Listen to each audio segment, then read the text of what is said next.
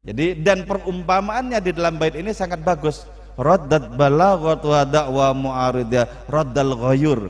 Sebagaimana seorang laki-laki sangat pencemburu yang menepis tangan jahil orang-orang yang mau mengganggu mahramnya.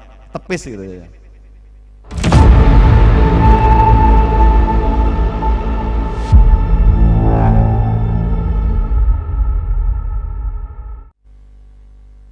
Raddat balaghatuha da'wa mu'aridha raddal ghayuri yadal jani anil hurami.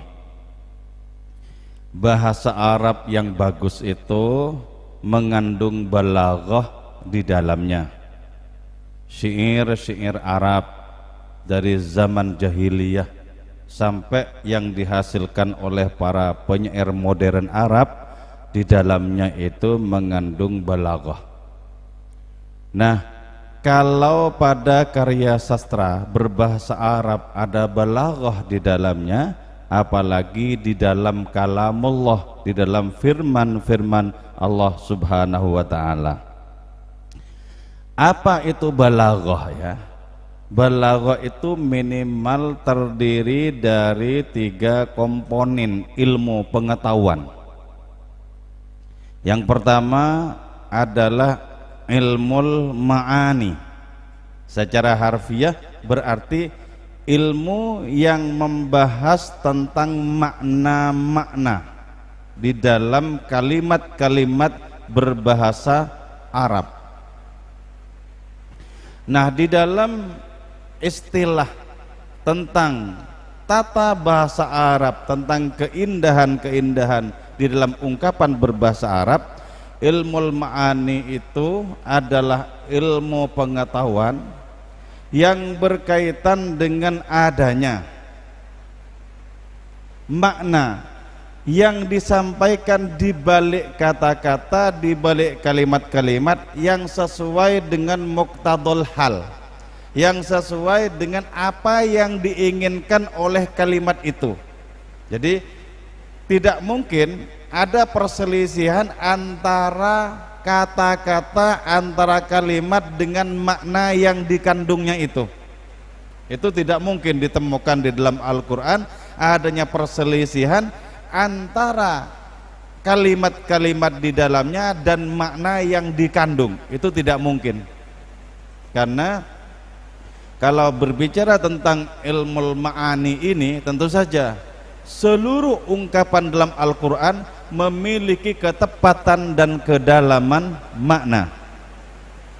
Itu yang pertama. Yang kedua, ilmul badi'. Nah, secara harfiah bermakna ilmu tentang keindahan. Ini berkaitan dengan ilmu pengetahuan yang bisa membedakan antara kalimat-kalimat yang indah dan kalimat-kalimat yang tidak. Nah, seluruh ungkapan Allah dalam Al-Quran itu mengandung makna badi', mengandung makna keindahan. Keindahan dari tatanan kata-katanya, juga keindahan dari sisi maknanya, keindahan dari sisi rimanya, keindahan di dalam apapun yang lainnya. Itu mengandung keindahan. Nah, maklum ya, karena Allah Ta'ala sendiri adalah Tuhan yang maha indah, dan tidak keluar dari Tuhan yang maha indah itu kecuali keindahan-keindahan pula.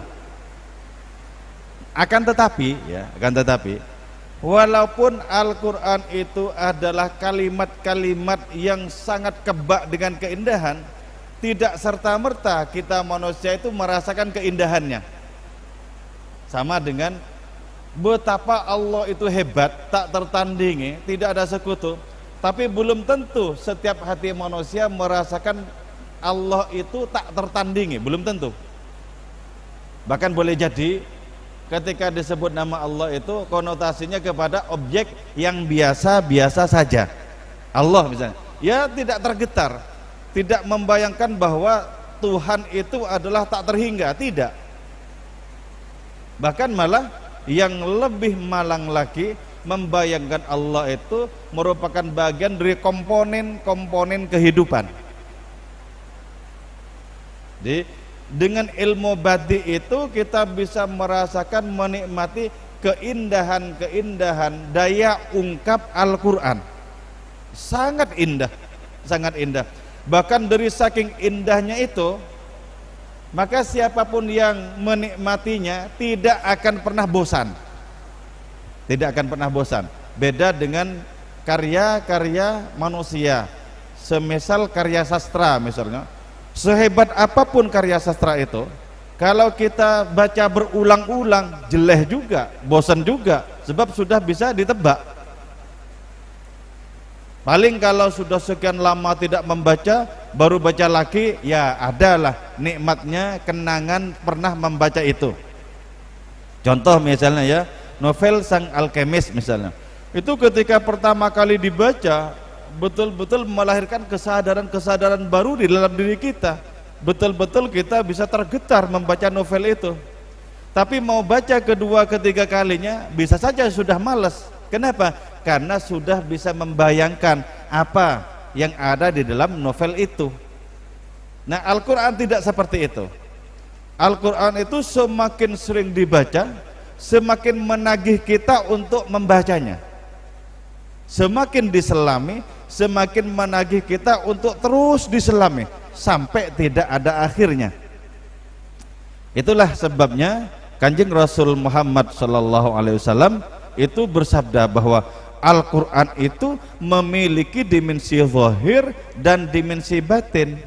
Dan dimensi batinnya manusia, dimensi batinnya Al-Quran itu tidak ada tepinya, tidak ada batasnya. Karena lahir dari Allah yang tak bertepi, karena muncul dari Allah Ta'ala yang tak terbatas. Jadi karena itu ketika kita membaca ya, salah satu puisi dari Khairil Anwar yang berjudul Tuhan ya, ada yang ingat? Ingat? Ya, biar susah sungguh menyebutmu penuh seluruh. Oke, aku ingat bagian dari kalimat itu saja, selebihnya masih lupa. Tuhan, lupa. Sudah terlalu lama tidak menjelajah dunia sastra ya. Biar susah sungguh menyebutmu, mengingat kau penuh seluruh gitu ya. Nah, susah sungguh di dalam puisinya Khairil Anwar ini menunjuk kepada mustahil. Jadi bagaimana mungkin bisa mengingat kau penuh seluruh? Artinya apa? Kalau penuh seluruh itu berarti Allah Ta'ala dikhatamkan lewat penjelajahan melalui ingatan, melalui zikir. Jadi kata-kata biar susah sungguh itu artinya mustahil. Jadi mustahil yang nisbi seperti kita itu menampung yang universal sebagaimana Allah Ta'ala, itu mustahil. Nah, tapi walaupun mustahil ya, kita tetap bisa merasakan Allah Subhanahu wa Ta'ala itu dari saking kemaha pemurahan hadiratnya terhadap diri kita. Jadi seolah-olah Allah itu merendahkan agar kita bisa menjangkaunya. Jadi dengan sangat legowo Allah itu menyambangi hamba-hambanya yang terbatas. Jadi keindahan-keindahan Al-Quran itu dengan demikian jangan pernah dibayangkan memiliki tepi. Sama sekali tidak bertepi, sebagaimana Allah Ta'ala tidak bertepi. Jadi walaupun ilmu badi itu mengajarkan kepada kita tentang adanya keindahan, adanya keelokan di dalam Al-Quran, itu tidak akan pernah menjadikan kita sanggup menghatamkannya. Tidak mungkin menjadikan kita sanggup menghatamkannya. Oke, itu yang ilmu yang kedua. Yang pertama ilmu ma'ani, yang kedua ilmu badi. Terus yang ketiga itu ilmu bayan. Nah, ilmu bayan itu berkaitan dengan adanya berbagai macam cara untuk memasuki pemahaman Al-Quran dengan satu tujuan. Jadi karena itu gini ya, sampai hari ini sudah ada ratusan bahkan ribuan macam tafsir. Itu apakah lantas tidak ada peluang untuk dimunculkan lagi tafsir-tafsir itu? Sangat ada peluang, sangat ada peluang. Karena Al-Quran sendiri dengan keluasannya tak sepenuhnya bisa direngkuh, tak sepenuhnya bisa direngkuh, tak sepenuhnya bisa dikhatamkan. Jadi berbagai macam tafsir itu, cara penafsirannya berbeda, hasil dari tafsiran itu juga berbeda, tingkatan-tingkatan kualitas tafsir itu juga berbeda. Itu mengarah kepada yang satu, yaitu apa yang dikehendaki Allah Ta'ala dengan makna Al-Quran itu ilmul bayan, itu ilmul bayan. Jadi karena itu Al-Quran tetap terbuka dan menyediakan diri untuk dikuak terus rahasia-rahasianya, dan itu tidak akan pernah khatam, tidak akan pernah khatam. Jadi raddat balaghatuha, balaghahnya ayat-ayat Al-Quran itu menepis pengakuan orang-orang yang mau menandinginya, ditepis.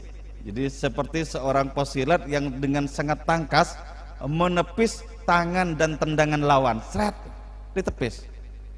Nah buktinya apa? Buktinya dari dulu sampai hari ini tidak ada karya apapun yang betul-betul bisa menandingi Al-Quran. Itu tidak ada, tidak ada. Jadi tidak saja hanya ketika berlangsung pewahyuan Al-Quran itu tidak bisa ditandingi, ditunggu sampai puluhan tahun, ditunggu sampai ratusan tahun, ditunggu sampai ribuan tahun, tetap tidak ada yang bisa menandingi, tetap tidak ada yang bisa menandingi. Jadi karena itu adanya orang-orang yang mau menandingi Al-Quran itu ditepis sedemikian rupa dan terpental. Jadi dan perumpamaannya di dalam bait ini sangat bagus. Raddat balaghatu wa da'wa mu'aridiyah raddal ghayur, sebagaimana seorang laki-laki sangat pencemburu yang menepis tangan jahil orang-orang yang mau mengganggu mahramnya, tepis gitu ya. Jadi ini yang menunjukkan betapa Al-Quran itu senantiasa terbentengi, bukan saja dari adanya kalimat-kalimat yang palsu dalam Al-Quran, tapi juga dari adanya tandingan-tandingan, tetap terlindungi sampai kapanpun, tetap terlindungi. Nah ini berarti sesungguhnya adalah peluang sangat besar bagi kita secara spiritual untuk senantiasa bermesraan dengan Allah Ta'ala lewat bacaan Al-Quran. Ya misalnya ya capek atau malas baca, sekarang kan di YouTube banyak sekali. Misalnya khusus pembacaan surat Yasin ada, surat Yusuf ada, surat Kahfi ada, dan itu nikmat sekali, nikmat sekali. Apalagi ya ini untuk orang-orang yang tidak tahu maknanya, nikmat sekali. Apalagi orang-orang yang sedikit tahu maknanya, nikmat lagi. Apalagi orang yang menyelami, lebih nikmat lagi, lebih nikmat lagi. Enggak tahu maknanya kok bisa tergetar. Itu kenapa? Karena kekuatan magnet dari makna yang ada di dalam Al-Quran itu, kekuatan magnet dari ungkapan-ungkapan kalimat-kalimat di dalam Al-Quran itu. Jadi dulu ya, di zamannya dinasti Umayyah itu ada seorang penyair andal bernama Ibnul Muqanna, penyair andal. Ibnul Muqanna itu lahir 29 tahun setelah lahirnya Rasulullah Sallallahu Alaihi Wasallam. Lahir persis pada tahun 600. Kalau Kanjeng Rasul kan lahir di tahun 571. Nah, Ibnul Muqanna ini lahir tahun 600.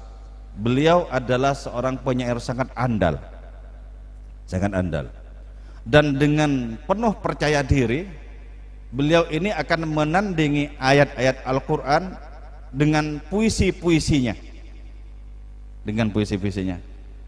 Nah, di suatu sore beliau ini sedang melewati sebuah perkampungan dan mendengarkan anak kecil belajar membaca Al-Quran sampai di sebuah ayat, yaitu ayat 44 surat Hud.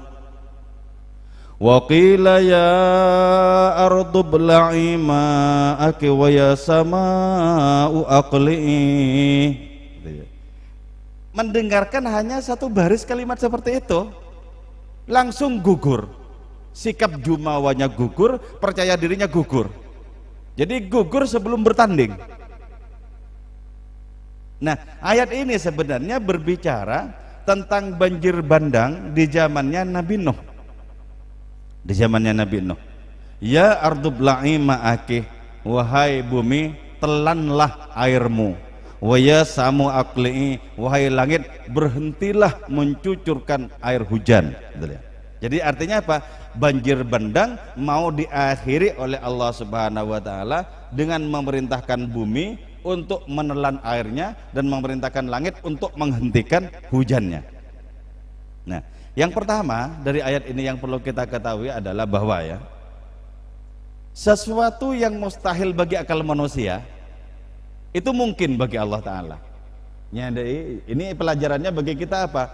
Jangan terus menerus bersandar kepada akal. Misal ya, pengharapan kita secara akal itu tidak mungkin, jangan katakan itu mustahil terjadi, jangan katakan. Sebab apa? Kalau kita memasuki pintu keilahian itu sangat mungkin.